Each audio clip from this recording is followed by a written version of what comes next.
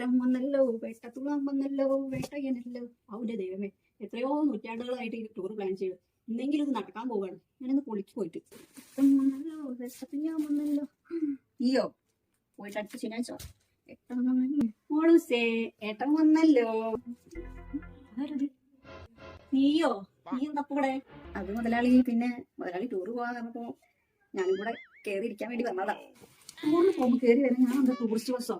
നാളെ നാടി കഴിഞ്ഞ മാസം ഞാൻ എന്നോട് ഒരു ഉത്സവം ഉണ്ടായിട്ട് പറഞ്ഞില്ലായിരുന്നു, ഒരാഴ്ച മുന്നേ വരണം. എന്നിട്ട് ഈ ഉത്സവത്തിന്റെ അന്ന് തന്നെ വന്നു. എന്നിട്ട് നാട്ടുകാർ മുഴുവൻ ഉത്സവത്തിന് വന്നെടുത്തപ്പോ ഞാൻ മാത്രം വീട്ടില്.